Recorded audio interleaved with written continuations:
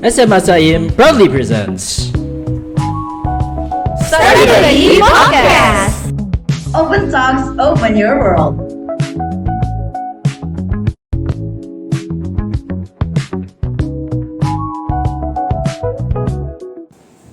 Assalamualaikum warahmatullahi wabarakatuh. Welcome to Study Buddy Podcast. Open Talks, open your world.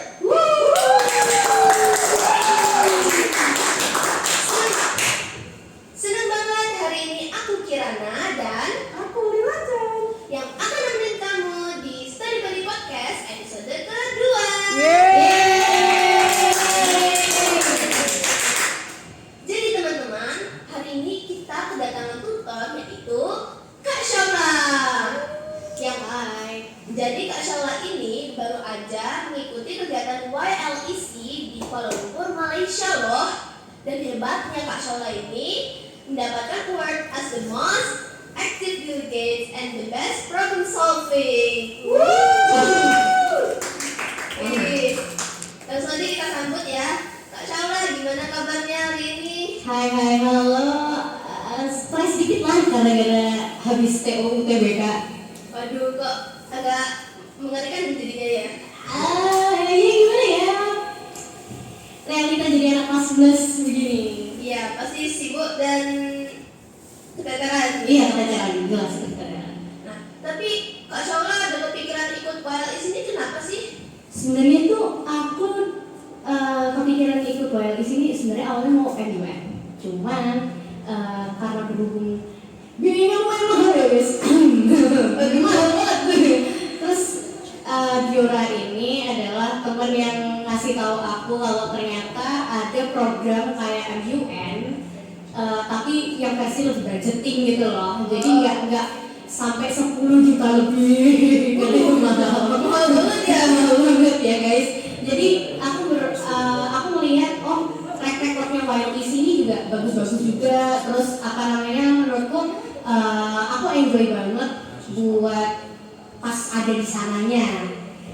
Jadi aku merasa kayak mungkin ini bisa jadi pengalamanku buat nanti masukin ke portofolio juga pengalaman yang aku dapat buat di sana juga terkait conference. Pasti seru gitu ya? Atau pasti biar bisa nambahin di portfolio gitu ya? Iya, salah satunya itu. Terus tapi persiapan buat YLEC ini apa aja sih pas waktu itu? Persiapannya itu sebenarnya mencakup lumayan banyak, terutama buat paper sama PPT. Terus juga karena sistemnya ini kamu bikin paper, kamu harus ada hasilnya. Jadi nggak hanya kalau misalnya di paper itu kan ada kualitatif dan kuantitatif ya. Meskipun kamu mau kualitatif atau kuantitatif, kamu tetap harus ada hasilnya berupa produk. Jadi balik lagi ke bisnis. Ya tahun lalu aku jadi narsum terkait PJI, sekarang bahas bisnis lagi sebenarnya. Jadi meskipun bisnisnya yang nggak kayak holistika kemarin, cuman lebih ke ini sih, karena aku membahasnya tentang teknologi for humanity. Jadi gimana teknologi itu bisa bermanfaat buat masyarakat dan juga etis. Jadi produk apa yang itu? Kalau produk kemarin itu kita bikin website namanya Bridge, Building Responsible Inclusive Growth. I forgot the whole name, but yeah, the name actually is Bridge. Terus dia tuh kayak website yang berbasis untuk edukasi teman-teman buat deteksi. Ada macam-macam sebenarnya fitur-fiturnya. Ada kayak sharing gitu, kayak sharing edukasi terkait AI, terus etisan AI, terus pendeteksi gambar pendeteksi kayak apakah itu dibuat oleh AI atau mungkin itu dibuat oleh manusia. Jadi sekarang kan kita kadang bisa ngebedain, kadang nggak bisa ngebedain kan antara AI atau asli ya kan. Jadi kita mau bikin gimana kalau kita bikin website yang dia bisa mengedukasi teman-teman yang emang belum teredukasi dan bisa ngasih tahu oh kalau kamu tuh jangan makan hoax gitu loh, karena banyak banget kan, terutama kayak ibu-ibu yang nge-share di FB. Bener banget. Iya kan, Pasti banyak ada banget. yang tiba-tiba, oh ini ada apa namanya berita kayak gini nih, harus dulu langsung percaya gitu. Iya kan, langsung percaya. Jadi orang tuh gampang banget buat keterima hoax gara-gara AI itu tadi. Sebenarnya AI itu kan bagus ya kan, buat ngebantu manusia, tapi bagaimana caranya kalian menggunakannya, nah itu kita juga mengajarkan di situ. Kita juga mengajarkan di Bridge. Oke. Pasti apa namanya agak rumit-rumit kan ya. Iya. Di sana kegiatan ngapain aja sih? Boleh ceritain nggak? Kalau kegiatannya di sana ngapain aja lebih ke ini. Jadi day one itu kita kenalan-kenalan dulu nih. Soalnya kan kita nggak terlalu kenal sama anak-anaknya ya kan. Kita nggak terlalu kenal sama anak-anaknya. Terus kayak mahasiswa-mahasiswanya itu mostly mahasiswa. Dan aku satu-satunya orang yang dari Surabaya dan satu-satunya siswa SMA yang dari Surabaya. Yang ngewakilin Surabaya aku. Terus Dewan itu kan kita kumpul-kumpul tuh. Kita kumpul-kumpul, kita bincang-bincang, kita kenal satu sama lain. Terus day itu kita langsung conference. Day itu kita langsung conference, langsung di depan panelis. Jadi kita dijudge seberapa bagus paper kita, seberapa bagus ide dari hasil paper kita itu tadi. Terus kalau day 3 itu lebih kita ngenalin lingkungan juga sih. Mengenali lingkungan, jadi kita lumayan jalan-jalan sih kalau day 3 pun jalan-jalan. Malamnya aku ke toko buku dan aku habis lumayan banyak buat buku. Buat beli 3 buku lumayan mahal ya di KL. Terus day 4 ini baru pulang. Oh, ada 4 hari di sana ya? 4 hari. Nah, tapi tadi dijelasin di itu tuh apa idenya individu atau kelompok? Oh, jadi sistemnya kita itu adalah per kelompok. Jadi di kelompokku sendiri itu terdiri dari 4 mahasiswa dan aku sendiri ya. Jadi kita berlima guys, kita berlima. Dan nanti presentasinya juga berlima. Jadi per urutan. Nah, aku kebetulan dapat urutan ketiga. Cuman teman-teman pada nggak ngeliat, mungkin di fotonya nggak kelihatan kan, aku sama siapa gitu ya kan. Cuman aslinya itu kita berlima karena kita sistemnya ganti-gantian. Yang lain minggir, yang lagi presentasi di depan, dia dapat spotlight gitu. Itu empatnya itu mahasiswa dari mana aja? Mahasiswanya dari Indo semua kok, dari Indonesia semua.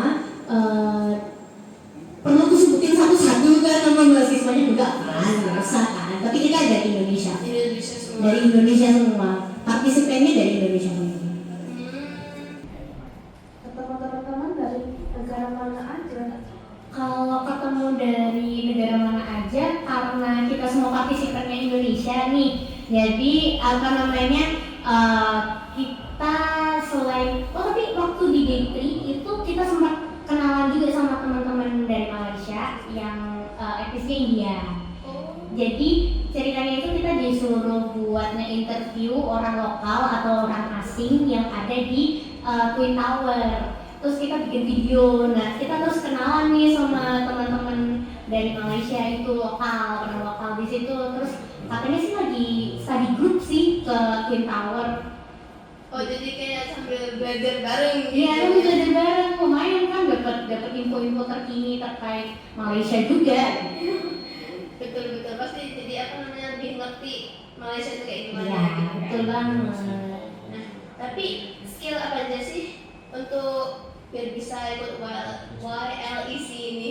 Skill apa aja itu yang jelas kamu harus berani ngomong. Itu udah paling basic banget, kamu harus berani ngomong karena kamu bakal presentasiin ke panelis. Jadi kayak kamu kalau nggak berani buat presentasi ke orang asing nih pakai bahasa Inggris, karena kita full English, kita nggak pakai bahasa Indonesia. Jadi kalau kamu sekalinya takut langsung blank. Jadi gimana caranya kamu bisa berani ngomong ke orang lain, terutama pakai bahasa Inggris, karena nggak semua orang bisa kan berani ngomong di depan orang lain pakai bahasa Inggris. Terus juga kamu harus bukan harus sih, lebih kayak direkomendasikan untuk banyak banget brainstorming sama teman-temanmu, karena balik lagi ini per tim bukan individual. Kalau individual kan kamu terserah ya, kamu mau bikin apa, mau bikin paper apa, mau bahas apa, itu terserah. Tapi kan kalau kita per tim berarti kepalanya ada banyak nih. Kita harus menyatukan ide dan tidak egois gitu. Karena sebenarnya kelompokku sendiri tuh sempat struggle bagian kayak brainstormingnya ini, karena banyak banget yang ninggiin egonya, termasuk aku sih. Cuman akhirnya kita pada nyatuin ide kita semua kan, terus kita nyari tengah kita, yaitu fasilitator kita, mentor kita bilang, oh gimana kalau kita nyari jalan tengahnya ini gitu. Jadi kita nggak egois, kita nggak nurutin satu orang di antara yang lain gitu. Oh, jadi kita ada fasilitatornya juga ya? Iya, jadi kita nggak cuma sendiri, pastinya ada mentornya. Dari Indo. Oke, terus pas kakak dinobatin jadi sebagai penerima awards tadi itu gimana perasaannya? Shock. Mungkin karena proses aku buat ngejalanin YLEC sebelum aku berangkat ke Malaysia itu, aku sempat nangis. Terus aku minta tolong teman-temanku juga, perjuangan buat bikin website, buat bikin PPT, buat nurunin ego juga, karena mahasiswa sebenarnya, dan nggak semua orang itu kan berpikiran yang sama dan mau menurunkan egonya ya kan. Jadi waktu aku tak tahan semua, akhirnya pas ada suatu masalah keluar tuh aku nangis. Jadi lebih struggle aja. Lebih struggle untuk kayak menyatukan ide-idenya gitu. Iya. Oke, wah ternyata udah lama juga ya kita ngobrol-ngobrol. Iya. Gak kerasa udah gak gelap ini ya kan? Udah gelap nih. Udah waktunya pulang nih. Nah, oke.